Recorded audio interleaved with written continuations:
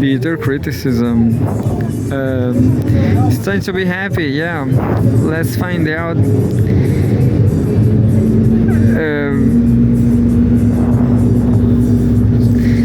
Cgtn, Rachel Dian, recording a little higher now. It's beautiful, this beautiful landscape. I guess you cannot see, but there's a beautiful view to the opposite side of the bay. This Chile is a lot of bays as any other country in the world, but there's a lot of bays here. So that way you can see the Laguna Verde Bay, the Laguna Verde opposite side.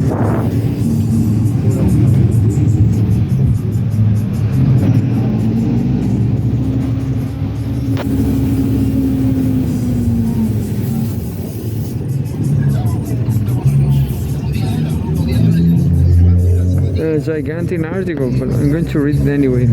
Politics, May 30, 2025. ENDL Children's Day. What? Indul Children's Day. China's efforts in children's health and development. 4 minutes read. And there's children play football in Shenyang, Northeast China's Shenyang province.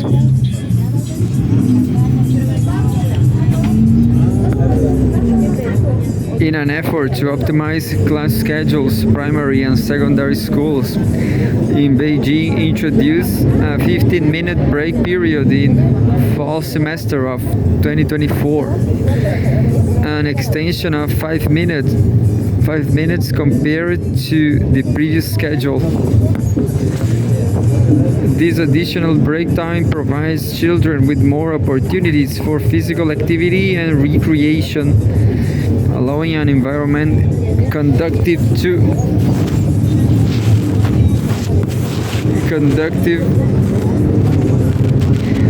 to their healthy physical and mental development.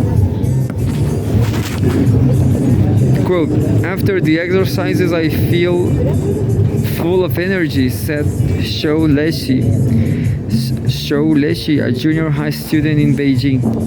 Quote, it's really fun to do different kinds of exercises during the break, and it feels really different to do the activities created by ourselves, end quote. Beyond Beijing, local governments across China have introduced policies to ensure students have proper recess activities and sufficient PE classes. I don't know what's PE. To improve their overall well-being and growth in response to the country's call for the coordinated development of academic learning and physical exercise among Chinese youngsters. Chinese President Xi Jinping has always believed that children's health and all-round development are important matters. As a staunch supporter of an educational philosophy that places health as the foremost priority, Xi has on many occasions called for greater efforts to build up children's physical strength through sports and exercise. And there's a photograph of Xi Jinping. Chinese President Xi Jinping greets students on the basketball court of Beijing Yujing School in Beijing, May 31st.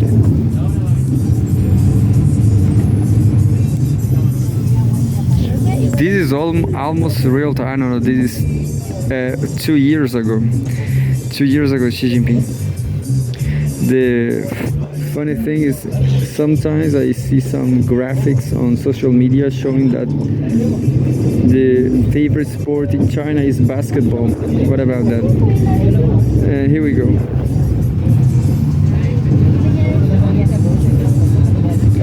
Children's healthy growth. To President Xi, physical fitness for young people who are, quote, the future of the country and the hope of the nation, end quote. holds vital importance nationwide.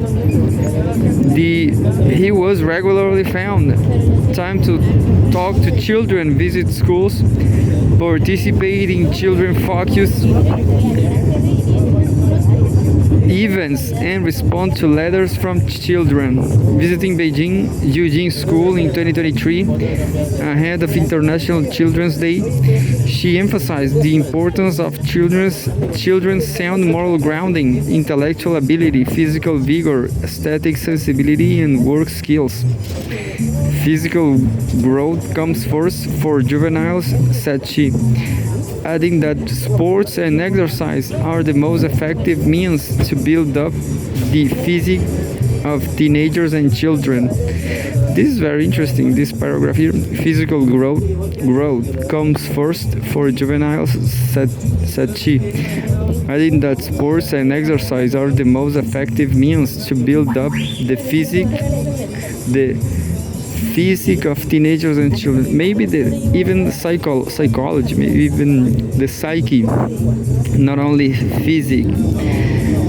At a symposium attended by experts and representatives from China's education, culture, health, and sports sectors in 2020, she urged efforts to adhere to the educational philosophy on health first and promote the coordinated development of young cultural learning and physical exercise. His concern for children has been reflected in various policies and initiatives implemented by the top authorities. And there's a photograph.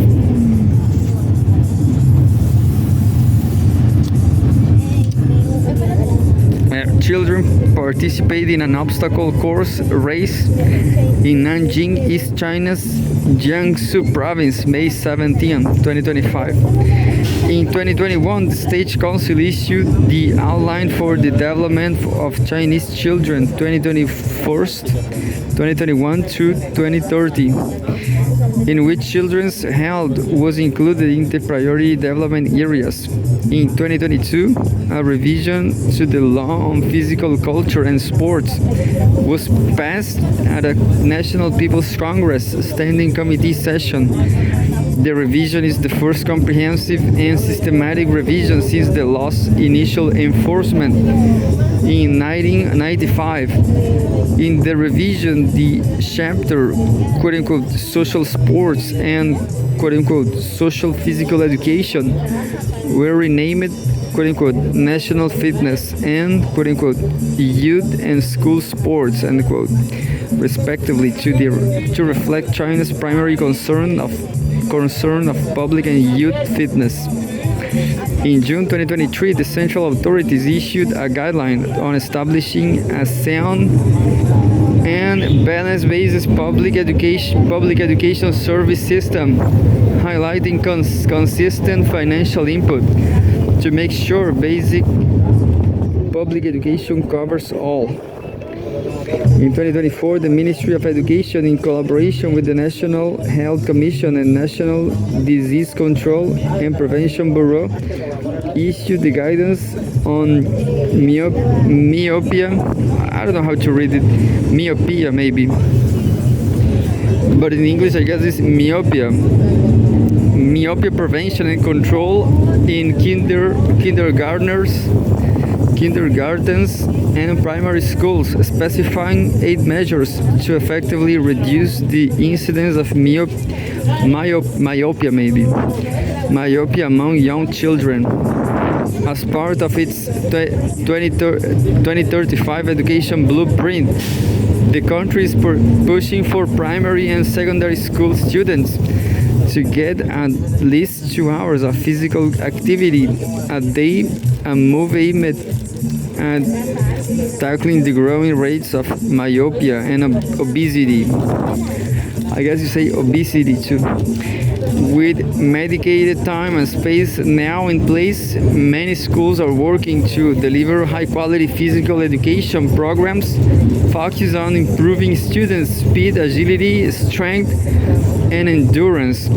I guess all this myopia thing is because of cell phones. If children are just looking to cell phones, they definitely will have vision problems. China will be strong only when its young people are strong. She has stressed. Interesting. What is not interesting is the price to make a master's degree in Hainan University, which is almost $6,000.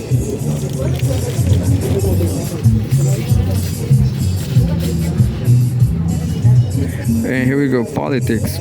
May 31st, May 31, 2025. Shangri-La dialogue. China says it rejects unilateralism, bullying.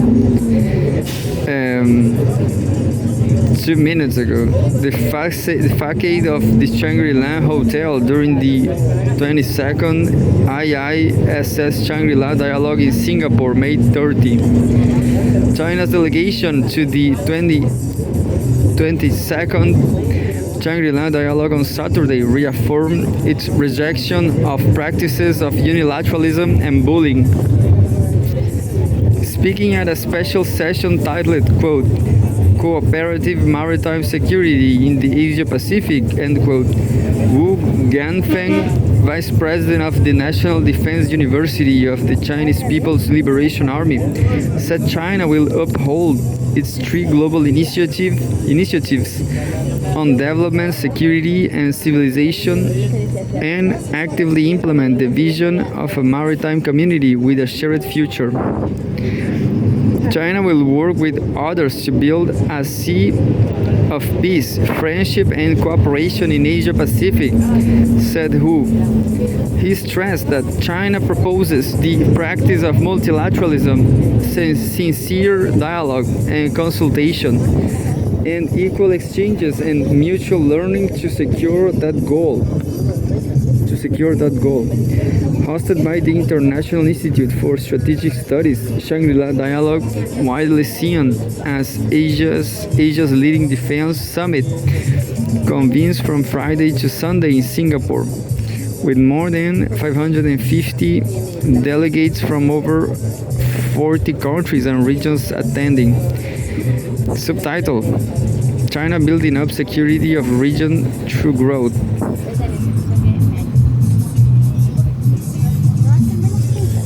China's active role in global security governance has been increasingly acknowledged. In 2022, China introduced the Global Security Initiative as of the end of 2024, with the support of 119 countries and international and regional organizations. The initiative has been written into 123 bilateral and multilateral cooperation documents. At a central conference on war related to neighboring countries in April, China for the first time proposed an Asian security model that features sharing will and who. I don't know. WEAL and WOAOE. Will and who. I don't know what that. Seeking common ground while shelving differences and prioritizing dialogue and consultation. In a white paper on China's national security in the new era, released on May 12, China makes it clear that it advocates common security, emphasizing that all nations have equal security interests, and the legitimate security concerns of every country deserve due attention and proper resolution. And there's a short video. In addition, China also attaches great importance to the coordination of development and security, following the Chinese philosophy that sustainable development lays the foundation for lasting peace and stability. In an exclusive interview with Cgtn host Shu Qingdou, Shan Han-chi, ambassador at large with Singapore's Ministry of Foreign Affairs, noted China's contribution to regional development through the Belt and Road Initiative and the Asian Infrastructure Investment Bank, emphasizing that economic security is as vital as military security.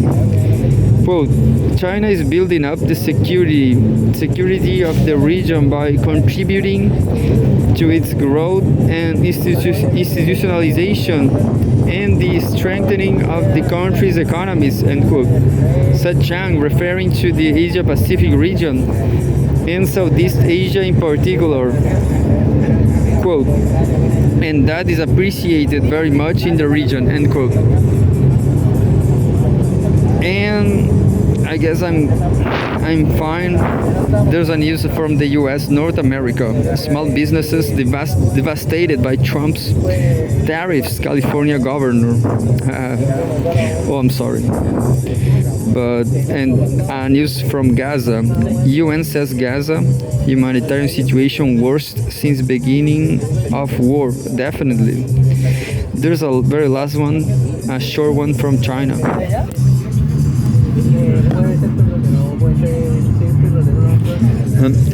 Short news from China. May 31st, 2025, the last day of May. China's railway travel surges as Dragon Boat Festival holiday begins. And there's a photograph. Passengers are seen at Nanjing railway station in Nanjing City, East China's Jiangsu province, on the first day of the Dragon Boat Festival holiday.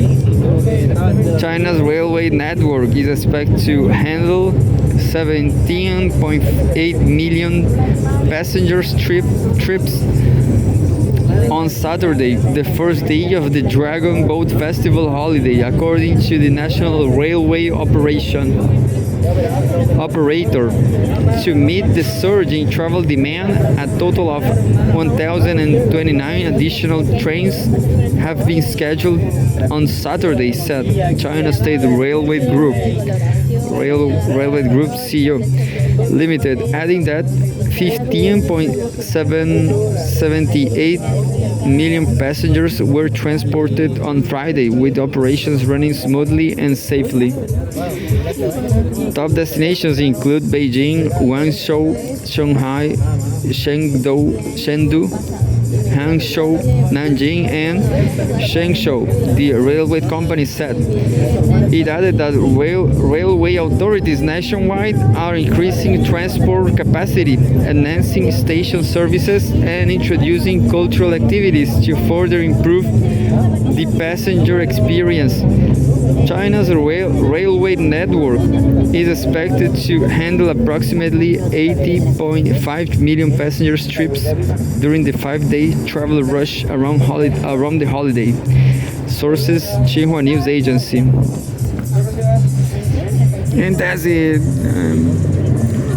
It was not the best day from top 5 from the highlights on CGTN China. Maybe I'm sad because of the high prices and the lack of scholarships. Hey Xi Jinping, give me a scholarship to do my master degree course in Shenzhen.